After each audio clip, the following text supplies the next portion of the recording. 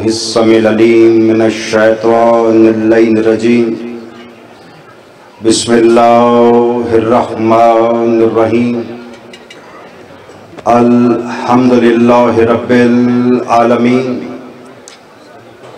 تمام حمد ہے اس ذات واجب کے لیے جس نے ہمیں فرش عزا پر بٹھا کر جنت کے سرداروں کی ہم نشینی عطا کر دی۔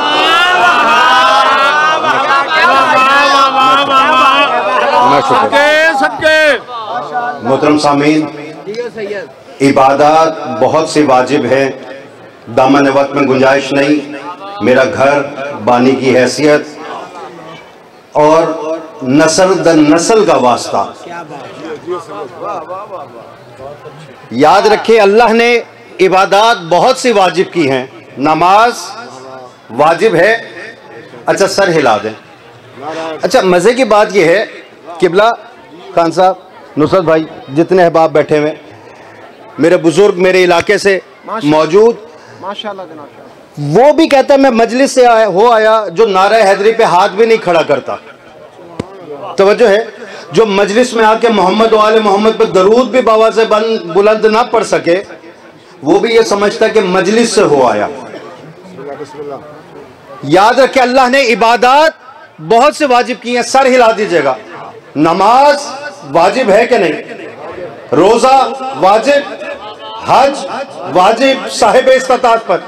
یہ جتنا مجمع بیٹھا ہوا ذرا سوچ کے بتائے کہ نماز پڑھنے کے بعد نمازی کو جنت کا یقین ہے؟ نہیں، نماز کے خلاف نہیں پڑھا، لیکن سوال ہے انسان کے دل و دماغ میں آتا ہے، ابھرا، میں نے اس جلسے میں آپ سے کر لیا بھئی نماز پڑھنے کے بعد نماز پڑھی کس لیے؟ تاکہ جنت واجب ہو جائے۔ روزہ رکھا کس لیے؟ تاکہ جنت واجب ہو جائے۔ توجہ میری طرف۔ حج کیا کس لیے؟ تاکہ جنت واجب ہو جائے۔ لیکن نمازی کو نماز پڑھنے کے بعد جنت کا یقین نہیں ہے، روزہ دار کو روزہ رکھنے کے بعد جنت کا یقین نہیں ہے، حاجی کو حج کرنے کے بعد طواف زچہ خانہ علی کرنے کے بعد نہیں، میں آپ کا مزاج جانتا ہوں، یہ نعرے کا مزاج نہیں ہے، جملہ آپ کے حوالے کرنے لگا ہوں، جو مزاج آپ کا ہے اس کا مطابق نعرہ لگائیے گا۔ حج کرنے کے بعد جنت کا یقین نہیں ہے، پھر ہمیں کہتے ہیں کہ ان شیعوں کو کیا ہو جاتا ہے، یہ گلی محلوں میں اکٹھے ہو جاتے ہیں، یہ میدانوں میں آ جاتے ہیں، یہ کبھی امام بارگاہ میں آ جاتے ہیں، وہ بہو بیٹیاں جو اپنے رشتہ داروں کے گھر نہیں لے جاتے، یہ مجلس حسین میں لے جاتے ہیں، یہ روتے بھی ہیں، رلاتے بھی ہیں، اور نام حسین پہ جان دینے کو تیار ہو جاتے ہیں۔ ہم نے کہا ہم دیوانے نہیں ہیں، ہم پاگل نہیں ہیں، یہ مجلس حسین ہے، یہ شریعت پاگلوں کے لیے نہیں آئی، یہ شریعت دیوانوں کے لیے نہیں آئی، یہ شریعت منہ کا لقمہ کان میں ڈالنے والوں کے لیے نہیں آئی، اور یہ شریعت جمعے کی نماز بت کے دل پڑھانے والوں کے لیے نہیں آئی۔ جیو جیو جیو، میں شکر گزار نہیں، پچھلا مجمع بھی پیچھے رہ گیا، جملہ آپ کے حوالے کرنے لگا ہوں۔ بھئی تم نے نماز پڑھی، تجھے جنت کا یقین نہیں ہے، تم نے روزہ رکھا، جنت کا یقین نہیں ہے، تم نے حج کیا، جنت کا یقین نہیں ہے۔ ہم دعوت دیتے ہیں کہ ہمارا وہ امام فرماتا ہے جو جنت کا سردار ہے کہ آؤ میرے جگ کی مجلس میں رو یا رونے جیسی شکل بنا دو، ہم ضمانت دیتے ہیں کہ تم پر جنت واجب ہو جائے۔ جیو جیو جیو، توجہ ہے کہ نہیں؟ یاد رکھیے گا، جنت واجب کیسے ہو جائے گی؟ جنت واجب تب ہو جب رب راضی ہو جائے۔ ایسا ہے کہ نہیں؟ بھئی رب راضی ہوگا تو جنت واجب۔ میں پہلے حاضر ہوا، مجھے قبلہ نے حکم دیا کہ کچھ دیر ٹھہرو، اس کے بعد پڑھنا ہے۔ اچھا باوجہ مجبوری میں نہ پڑھ سکا، چلا گیا۔ بالفرض خدا نہ خواستہ ایسا ہو، پھر کہیں ملاقات ہوئی مجلس میں نے جھک کر آداب عرض کیا، سلام کیا، قبلہ کے ماتھے پہ تیوری آ گئی، آنکھیں لال ہو گئیں، مٹھیاں بند ہو گئیں۔ بتائیں مجھ سے راضی ہے یا ناراض ہے؟ اچھا ناراض۔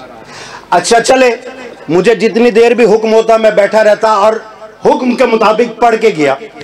بڑے خوش ہو کے مجھے گلے لگایا، مسکرا کے میرا استقبال بھی کیا، دعائیں دی۔ بتائیں راضی ہے یا ناراض؟ راضی. آپ کو کیسے پتا چلا یہ راضی کب ہوتے ہیں ناراض کب ہوتے ہیں؟ کیسے پتا چلا؟ آپ نے کہا ان کے چہرے کے تاثرات نے بتا دیا کہ کون راضی کب ہوتا ہے ناراض کب ہوتا ہے. توجہ میری طرف مجھے بتاؤ تو صحیح, نماز تو نے اس لیے پڑھی کہ رب راضی ہو جائے, روزہ اس لیے رکھا کہ رب راضی ہو جائے, حج اس لیے کیا کہ رب راضی ہو جائے. وہ رب ہے رب جو تیری فکر میں آتا نہیں, تارے تخیل اس کا آتا کر سکتے نہیں, زمانی وہ نہیں, مکانی وہ نہیں, لائق اشارہ وہ نہیں, جہت میں گھرا ہوا وہ نہیں, سمتوں میں بکھرا ہوا وہ نہیں. تو جب وہ نظر آتا نہیں تو کیسے پتا چلے وہ راضی کب ہوتا ہے وہ ناراض کب ہوتا ہے؟ توجہ کا طالب ہوں, جملہ آپ کے حوالے کرنے لگا ہوں. اللہ نے کہا میں نظر نہیں آؤں گا لیکن میں نے تمہارے درمیان ایسا چہرہ رکھ دیا ہے جس کو دیکھتے جاؤ مجھے راضی کرتے جاؤ. اس کو دیکھو گے, اس کی آنکھیں دیکھو گے تو عین اللہ یاد آئے گا, اس کے کان دیکھو گے عزو اللہ یاد آئے گا, وہ وجہ اللہ بھی ہے, لسان اللہ بھی ہے, جم اللہ بھی ہے, ید اللہ بھی ہے, جو اس کا دوست ہے وہ رضی اللہ بھی ہے, اور جو اس کا دشمن ہے وہ لعنت اللہ بھی ہے.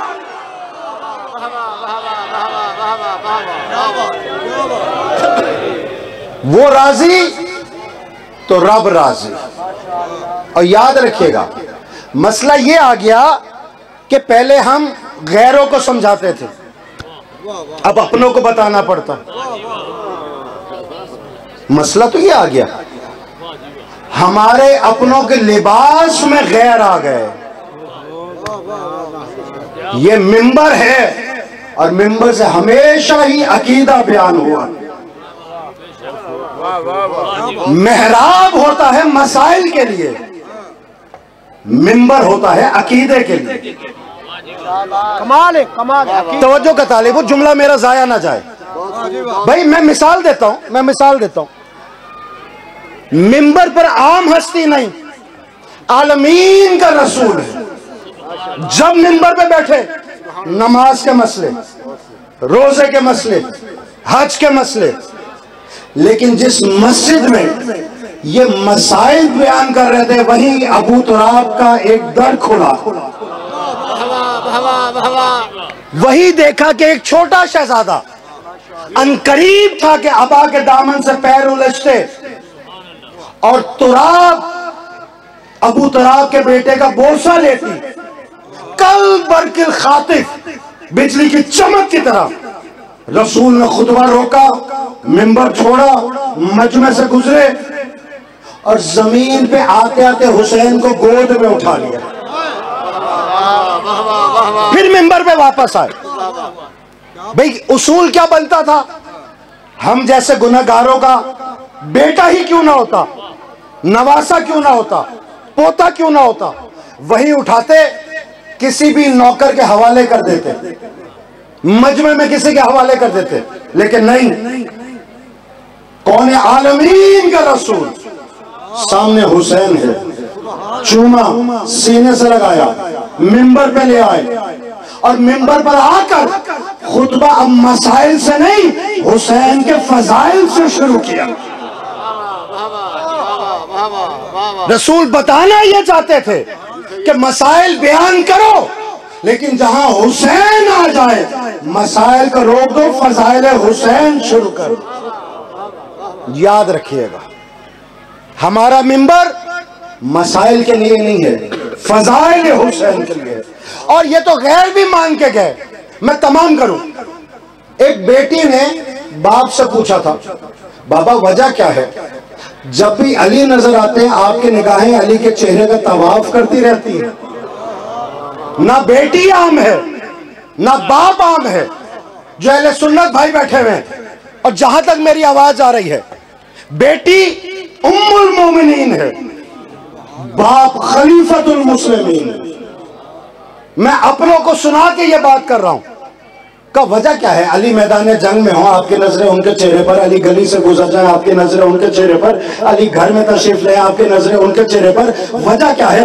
آج ہمارا ملا کہتا ہے علی یہاں آ سکتا ہے، یہاں باطل ہو جاتا ہے، یہاں آ جائے واجب ہے، یہاں آ جائے نماز باطل ہو جاتی ہے، عبادت جاتی رہتی ہے. میں اپنی زبانی نہیں کہہ رہا ہے، خلیفہ دوم کہتے ہیں بیٹی تجھے معلوم نہیں ہے، ہمارے نبی نے یہ بتایا ہے کہ علی کا چہرہ دیکھنا اللہ نے عین عبادت بنا دیا.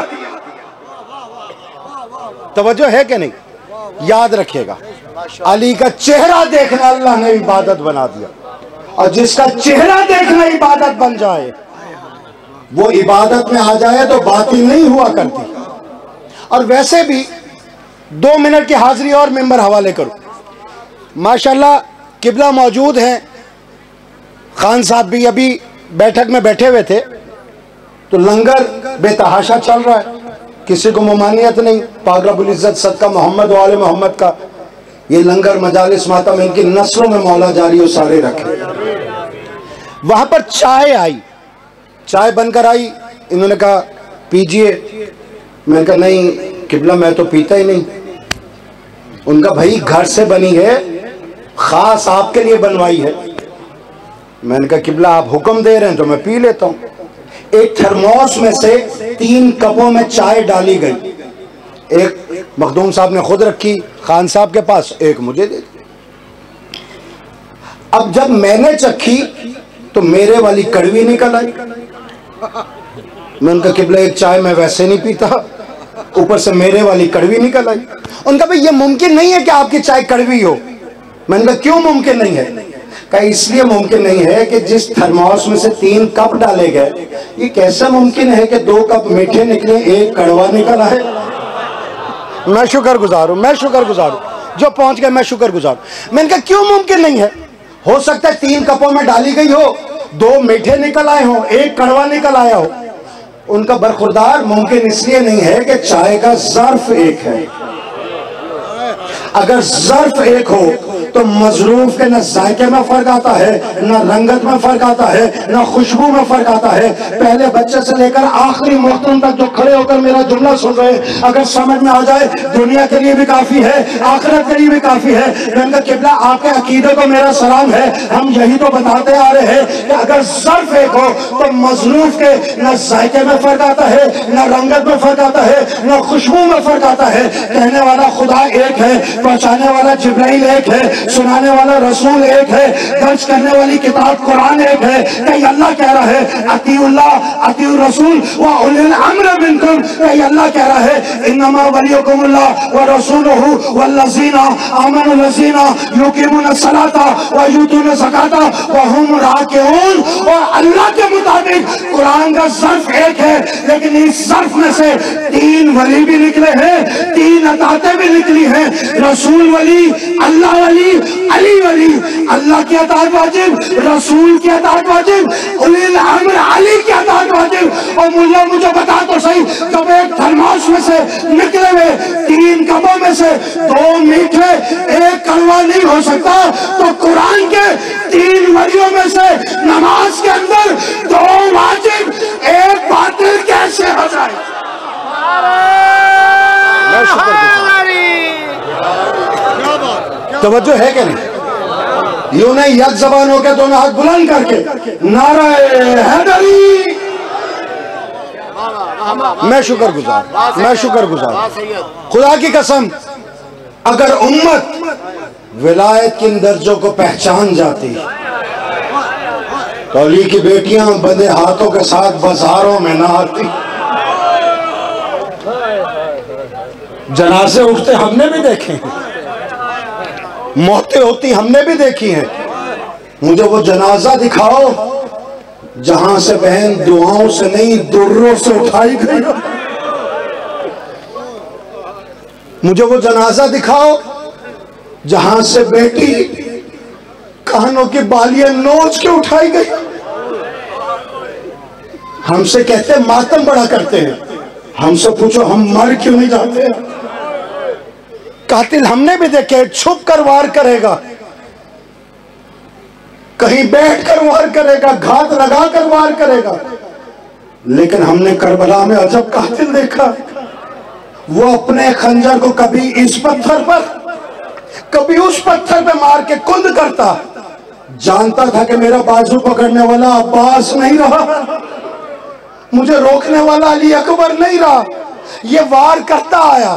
اتنے میں سجدہ سر رکھا ہوا, سجدے میں امام حسین کی پشت پہ آ کے بیٹھ گیا.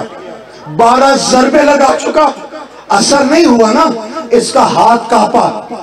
جیسے ہی ہاتھ کانپا, مولا نے سجدے سے سر اٹھایا کہ تیری منتیں کرنے والی 70 قدم پہ قرآن سر پہ رکھ کر میری بہن تیری منتیں کر رہی ہے, میری بیٹی ہاتھ کی ضربت سے وہ تڑپ رہی ہے, یہ تیرا ہاتھ کیوں کانپ گیا؟ کہ 12 ضربے لگا چکا, یہ اثر نہیں ہوتا. جملہ ماؤں بہنوں کے حوالے کرنے لگا ہوں جو اولاد والے بیٹھے ہوئے, یہ سینہ پیارے میں کرنا کہ یہ اثر کیوں نہیں ہوتا. امام حسین ٹھنڈی سانس لے کر کہتے ہیں, اب وار کر, سچی ماں کا سچا بیٹا ہو کر تجھ سے وعدہ کرتا ہوں اب تیرے وار میں اثر ہوگا. یہ کہہ کر سجدے میں سر رکھا اور وار آنے سے پہلے زخمی گردن پر ہاتھ رکھ کر بس اتنا کہا, اماں ہاتھ ہٹا لے, اماں مجھے ذبح ہو جانے دے. سر شبیر کو جدا کیا بڑے جور و جفا سے, اور قاتل خنجر کو پوچھنے لگا بہن زینب کی ریدت سے. لعنت اللہ علی القوم. بسم اللہ بسم اللہ بسم اللہ. مومنین کرام, استاد و ذاکرین,